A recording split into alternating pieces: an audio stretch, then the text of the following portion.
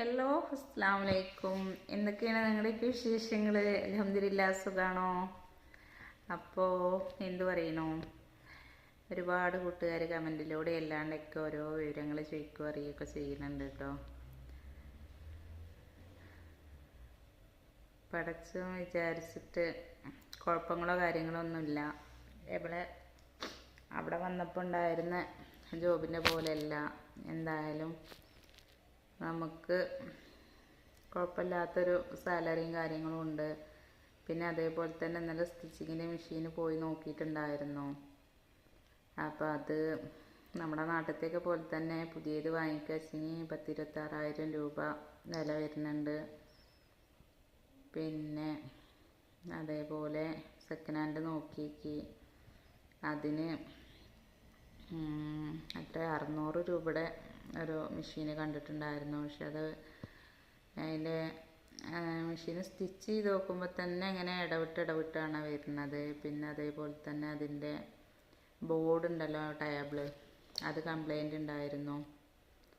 അപ്പം എന്താ പറയുക, എന്താണ് ചെയ്യേണ്ടതെന്ന് എത്തും പിടിയും കിട്ടണില്ല. എന്താ വെച്ചാൽ നാട്ടിൽ അത്രയും മെഷീനുകളും കാര്യങ്ങളും ഇരിക്കുക, പിന്നെ പുതിയത് ഇവിടെ നിന്ന് വാങ്ങിക്കുക എന്ന് പറയുമ്പോൾ എന്തോ വല്ലാത്തൊരു സങ്കടം കേട്ടോ. അപ്പോൾ ഒരുപാട് പേര് ചോദിച്ചിട്ടുണ്ടായിരുന്നു, മെഷീൻ എത്രയാവുക, പുതിയത് വാങ്ങിക്കണോ, വാങ്ങിച്ചു തരണോ, എന്താ അക്കൗണ്ട് നമ്പർ തരുമോ, എന്തായതാന്നൊക്കെ ചോദിച്ചിട്ടുണ്ടായിരുന്നു. ഞാൻ പിന്നെ അതല്ല കേട്ടോ, ഇതിൽ വേറൊരു ഇത്, ഞാൻ ഇന്നലത്തെ വീഡിയോസിൽ ഞാൻ എൻ്റെ മൊബൈൽ നമ്പർ ഷെയർ ചെയ്തത് ഞാൻ നിങ്ങളൊരാൾ വിളിക്കാൻ വേണ്ടിയിട്ടോ വേറെയുള്ള കാര്യങ്ങൾക്കോ വേണ്ടിയിട്ടല്ല. എൻ്റെ അവസ്ഥ നിങ്ങൾ മനസ്സിലാക്കണം. എന്താ പറയുക, എനിക്കിവിടെ സ്റ്റിച്ചിങ്ങിൻ്റെ ആവശ്യത്തിന് വേണ്ടിയിട്ടാണ് ഞാനത് ഷെയർ ചെയ്തിട്ടുള്ളത്. നമ്മളിപ്പോൾ സ്റ്റിച്ച് ചെയ്യുന്നുണ്ട് അതല്ലെങ്കിൽ വേറുള്ളതുണ്ട് എന്നുള്ളത് ഇവിടെ നമ്മുടെ നാട്ടിലത്തെ പോലെ ഇവിടെ ആർക്കും അറിയൂല. അപ്പോൾ അതിൽ ഷെയർ ചെയ്ത് ആരെങ്കിലും ഈ മലാസ് ഭാഗത്തുണ്ട് എന്നുണ്ടെങ്കിൽ വിളിക്കാനും കോണ്ടാക്ട് ചെയ്യാനൊക്കെ വേണ്ടിയിട്ടാണ്. അല്ലാണ്ട് യൂട്യൂബിൽ കാണുന്ന എല്ലാവർക്കും കോണ്ടാക്ട് ചെയ്യാൻ വേണ്ടിയിട്ടല്ല കേട്ടോ. അത് നിങ്ങൾ പ്രത്യേകം ഞങ്ങളൊന്നും കൂടെ ഓർമ്മപ്പെടുത്തുകയാണ്. എന്താ വെച്ചാൽ ഞാൻ പറഞ്ഞിട്ടുണ്ട്, എൻ്റെ അവസ്ഥയും കാര്യങ്ങളും ബുദ്ധിമുട്ടും പ്രയാസങ്ങളും എല്ലാം ഞാൻ അതിലൂടെ ഷെയർ ചെയ്തിട്ടുണ്ട്. പിന്നെ പേഴ്സണലായിട്ട് എന്നെ വിളിച്ച് ചോദിക്കേണ്ട കാര്യമൊന്നുമില്ല, എനിക്കത് ഇഷ്ടമല്ലേനും. പിന്നെ ഞാൻ എൻ്റെ എല്ലാ കാര്യങ്ങളും ഞാൻ വള്ളി തെറ്റാണ്ട് ഞങ്ങളുടെ അടുത്ത് പറഞ്ഞിട്ടുണ്ട്. പിന്നെ വീണ്ടും എന്താണ് ഏതാണ് എന്നൊക്കെ പേഴ്സണലായിട്ട് ഇങ്ങനെ മൊബൈൽ നമ്പറിൽ വിളിച്ച് ചോദിക്കുന്ന കാര്യമില്ല. ഞാൻ മൊബൈൽ നമ്പർ ഇതിൽ കൊടുത്തിട്ടുള്ളത് എന്താ ഞാൻ പറഞ്ഞല്ലോ, ഈ ജോബിൻ്റെ ആവശ്യത്തിന് വേണ്ടിയിട്ട് മാത്രമാണ്. അപ്പോൾ അത് ഇതാകുക. പിന്നെ നിങ്ങൾ വിളിച്ചു എന്ന് വിചാരിച്ചാലും ഞാൻ അത്യാവശ്യമുള്ള കാര്യങ്ങൾക്കാണെന്നുണ്ടെങ്കിൽ മാത്രം ഞാൻ മറുപടി തരും, കാര്യങ്ങൾ ചെയ്യും. എനിക്ക് പറ്റാത്ത അതല്ലെങ്കിൽ എനിക്ക് ഇഷ്ടമില്ലാത്തൊരു കാര്യം ഞാനിതിൽ കണ്ടാൽ ഞാനത് ബ്ലോക്ക് ചെയ്തിടും. അതിന് ആരെന്നോട് എന്ത് ദേഷ്യപ്പെട്ടിട്ടോ ഇരുന്നിട്ടോ കാര്യമില്ല കേട്ടോ, ഞങ്ങളോട് പറഞ്ഞിട്ടുണ്ട്. പിന്നെ പുതിയൊരു ജീവിതം നോക്കിക്കൂടെ, പുതിയൊരാളെ കണ്ടെത്തിക്കൂടെ, അല്ലെങ്കിൽ പുതിയൊരു ലൈഫ് നോക്കിക്കൂടെ, അതൊക്കെ പറയുന്ന ആളുകളോട് എനിക്ക് പറയാനുള്ളത് ഈ 8-9 വർഷമായിട്ട് ഇതുവരെ ഞാൻ ഒരാളൊപ്പം പോവുകയോ അതല്ലെങ്കിൽ ഞാൻ ഇതുവരെ ഒരാളെ കണ്ടെത്തിയോ വേറെല്ലോ ഒന്നും ഞാൻ ചെയ്തിട്ടില്ല. അപ്പോൾ ഇനി എൻ്റെ ജീവിതത്തേക്ക് അങ്ങനെ ഒരാൾ വരികയൊക്കെ ചെയ്യുകയാണെന്നുണ്ടെങ്കിൽ അതപ്പം നോക്കാം. അപ്പോൾ ഇപ്പം എന്തായാലും എനിക്ക് ഇഷ്ടംപോലെ അങ്ങേപ്പുറം ബാധ്യതകളും കാര്യങ്ങളും ഒരുപാട് പ്രയാസത്തിലാണ് ഞാൻ ഇരിക്കുന്നത് കേട്ടോ. അപ്പോൾ അതുകൊണ്ട് തന്നെ അങ്ങനത്തെ ഒരു മൈൻഡിലല്ല ഞാൻ. എന്താണെന്നുള്ളത് എന്നെ അറിയുന്ന ആളുകൾക്ക് അറിയാം, അല്ലെങ്കിൽ എന്നെ പരിചയപ്പെട്ട എൻ്റെ നാട്ടുകാർക്ക് അറിയാം ഞാൻ എന്താണെന്നുള്ളത്. പിന്നെ വേറെന്താ പറയുക, കല്യാണം ഇനി ഞാൻ കല്യാണം കഴിക്കുക ചെയ്യുക, എൻ്റെ മക്കളെ കല്യാണം കഴിപ്പിച്ച് കൊടുക്കുക ചെയ്യുക. ഈ വീഡിയോസ് ആദ്യം മുതൽ കണ്ട ആളുകളൊന്നും എൻ്റെ അടുത്ത് ചോദിക്കൂല കേട്ടോ. എൻ്റെ മക്കളൊന്നിനാത്രം പോകുന്ന മക്കളയക്കണേ. അപ്പോൾ അവരെ കല്യാണം കഴിപ്പിച്ച് കൊടുക്കുക ചെയ്യുക, അമ്മ കല്യാണം കഴിച്ച് പോവുക ചെയ്യേണ്ടത്, അതും കൂടെ പറഞ്ഞു തരും. പിന്നെന്താ പറയുക,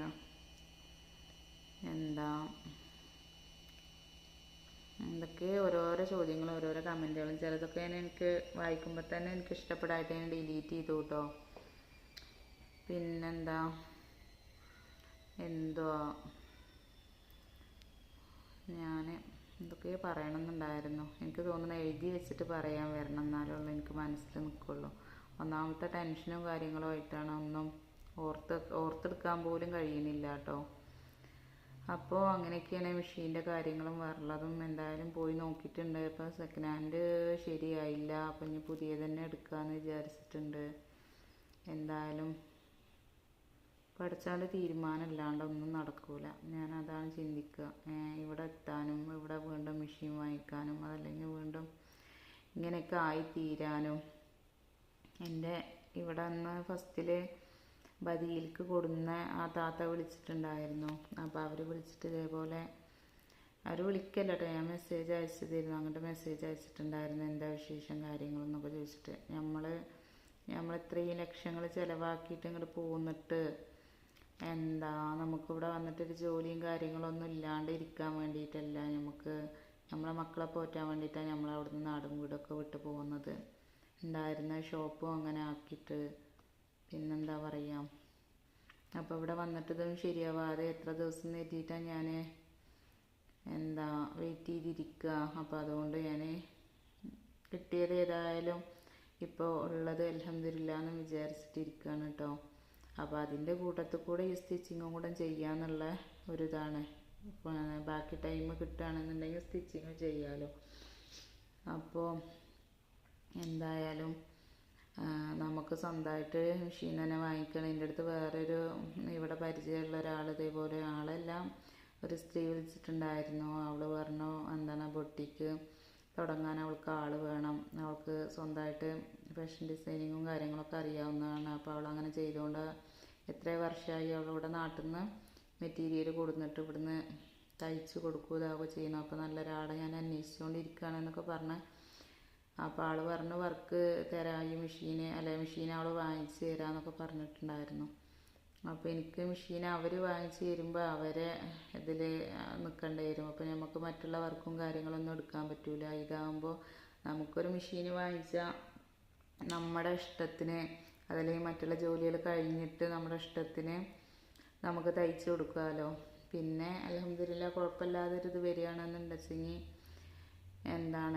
വേറെ സെപ്പറേറ്റ് റൂമും കാര്യങ്ങളൊക്കെ എടുത്തിട്ട് നമുക്ക് തന്നെ ചെയ്യാമല്ലോ. അപ്പോൾ എന്തായാലും ഇനി ചടപുടാന്ന് വെച്ചിട്ട് ഞാനൊന്നും ചെയ്യണില്ല. ഇനിയൊക്കെ ആലോചിച്ചിട്ടുള്ളൂ, എന്തൊക്കെ ഇറങ്ങണുള്ളൂ.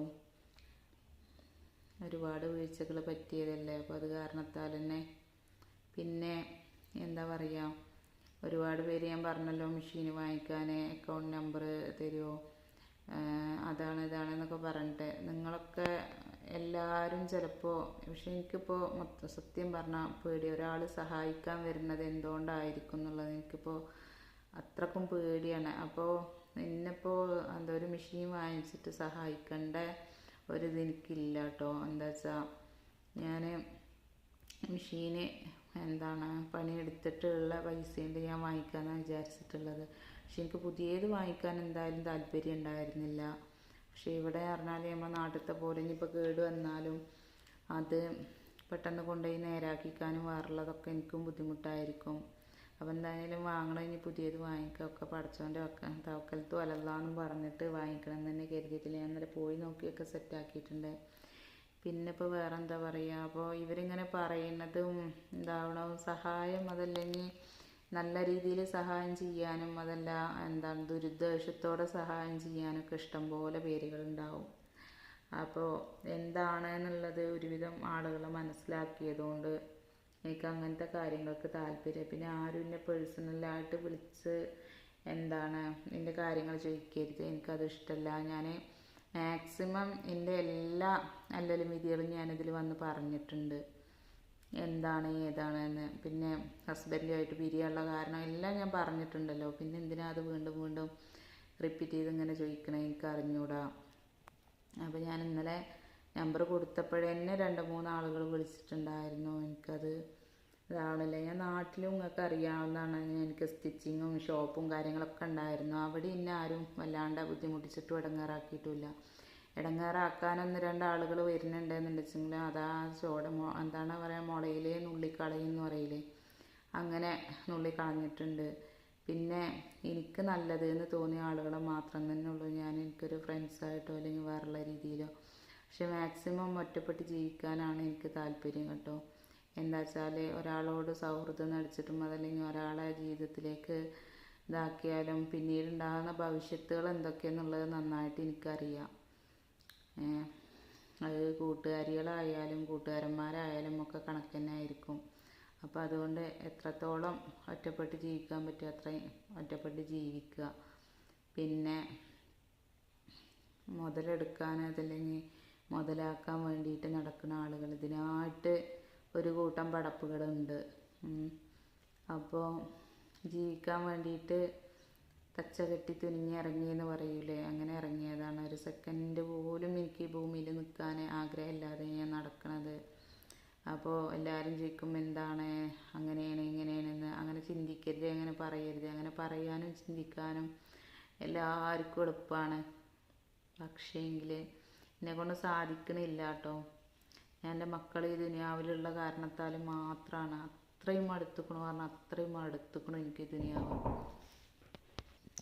ഹലോ, അപ്പോൾ നമ്മളെവിടെ പറഞ്ഞു നിർത്തി എനിക്ക് ഓർമ്മയില്ല കേട്ടോ.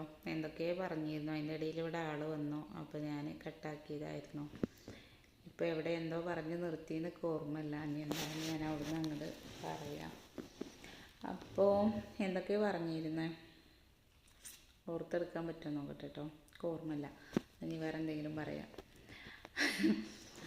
ഇനിയിപ്പോൾ ഇത് കട്ടാക്കി പിന്നീട് ഞാൻ എഡിറ്റ് ചെയ്യാനും കാര്യങ്ങൾക്കൊക്കെ ഇരിക്കണം. അപ്പോൾ ഞാൻ എന്തായാലും ഇത് കട്ടാക്കിയിട്ട് പറയുന്നില്ല കേട്ടോ.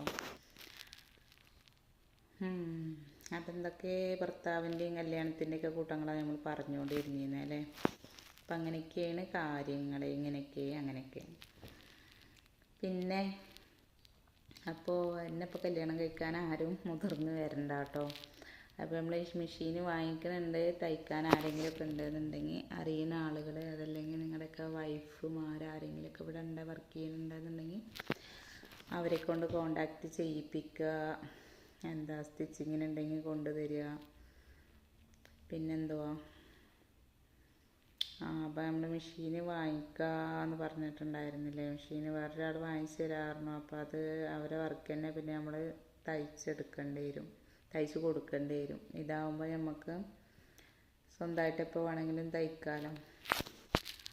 അപ്പോൾ ഇവിടെയുള്ള എൻ്റെ ഒരു ഫ്രണ്ടാണ് കേട്ടോ വന്നിരുന്നത്, നേരെ എറണാകുളത്തുള്ളതാണ്. അപ്പോൾ നമുക്ക് എവിടെ ചെന്നാലും ആരെങ്കിലുമൊക്കെ ഉണ്ടാവില്ലേ മുണ്ടി പറയാനും ഇരിക്കാനൊക്കെ. അപ്പോൾ അവളെ സങ്കടങ്ങളും വിഷമങ്ങളും കാര്യങ്ങളൊക്കെ പറയും. നമ്മൾ വിചാരിക്കും നമുക്ക് മാത്രമേ ഉള്ളൂ എന്ന് കേട്ടോ. എല്ലാവരും ഒന്നും തികഞ്ഞോരല്ല കേട്ടോ. ഭർത്താക്കന്മാർ ജീവിച്ചിരിക്കുമ്പോഴും ഓരോരുത്തരെ സുഖത്തിലല്ല ജീവിക്കുന്നത് എന്നുള്ളത് ഓരോരുത്തരെ ആളുകളെ സംസാരത്തിൽ നിന്ന് അറിയാം കേട്ടോ. എന്താ വെച്ചാൽ ആർക്കോ വേണ്ടിയിട്ട് ഞാൻ പറഞ്ഞില്ലേ, അതല്ലെങ്കിൽ മക്കളുണ്ടെങ്കിൽ ആ മക്കൾക്ക് വേണ്ടിയിട്ട് എന്ന് വിചാരിച്ചിട്ട് ഇങ്ങനെ ഇടങ്ങേറായി കടിച്ച് പിടിച്ച് ജീവിക്കണവരുണ്ട്. പിന്നെ എന്തുവാ, അപ്പോൾ ഭർത്താക്കന്മാരുണ്ടായിട്ടും എന്താ പറയുക എല്ലാം കടിച്ച് പിടിച്ച് തൂങ്ങി ജീവിക്കണവരൊക്കെ ഉണ്ട് കേട്ടോ. എന്താ പറയുക, നമ്മൾ വിചാരിക്കും 100-90 അതിൽ ഏതെങ്കിലുമൊക്കെ ഒന്ന് വരെയൊക്കെ നല്ല രീതിയിൽ ജീവിക്കണവരുണ്ട്. അല്ലാത്തവരൊക്കെ സ്വന്തം ഭാര്യ ജീവിച്ചിരിക്കുമ്പോൾ അതല്ലെങ്കിൽ സ്വന്തം ഭാര്യയുടെ കൂടെ നിൽക്കാണ്ട് മറ്റുള്ള ഭാര്യമാരെ തേടി പോണ ആളുകളും ഉണ്ട് കേട്ടോ. അപ്പോൾ എന്താ പറയുക, ജീവിതം അങ്ങനെയൊക്കെ തന്നെയാണ്. അല്ലെങ്കിൽ എന്തുകൊണ്ടാണ് നിങ്ങൾ അങ്ങനെ ആയത്, നിങ്ങൾക്കൊരു ഭാര്യ ഇല്ലേ അല്ലെങ്കിൽ വേറുള്ളവരില്ലേ എന്ന് ചോദിച്ചാൽ ഓലെ മറുപടി കേട്ടാൽ നമ്മുടെ ബോധം പോകും. അല്ലെങ്കിൽ നിങ്ങൾക്ക് ഓൾറെഡി ഭാര്യ ഉണ്ടല്ലോ, പിന്നെ എന്തിനാ നിങ്ങൾ ഇങ്ങനെയൊക്കെ ആവണേന്ന് ഒരു ചോദ്യം നമ്മൾ അങ്ങോട്ട് തിരിച്ച് ചോദിക്കേണ്ടി വന്നാൽ അയാൾക്ക് നിന്ന് കിട്ടുന്ന മറുപടി എന്ന് വെച്ചാൽ അത് അയാൾക്ക് ഭാര്യ ഉണ്ടാവും, കുട്ടികളുണ്ടാവും, എല്ലാം ഉണ്ടാവും. അതല്ലെങ്കിൽ അയാൾ വിചാരിച്ച ജീവിതത്തിലുള്ളൊരു ജീവിതമല്ല കാര്യം കിട്ടുക. പിന്നെന്താ പറയുക, അങ്ങനെയൊക്കെയാണ് ഓരോരോ കാര്യങ്ങളെന്ന് പറയുക. എന്തായാലും പഠിച്ചവൻ എല്ലാവർക്കും നല്ല ബുദ്ധി കൊടുക്കട്ടെ, നല്ല ജീവിതം ഉണ്ടാവട്ടെ, ഹൈറാവട്ടെ, സമാധാനം ഉണ്ടാവട്ടെ, സന്തോഷം ഉണ്ടാവട്ടെ.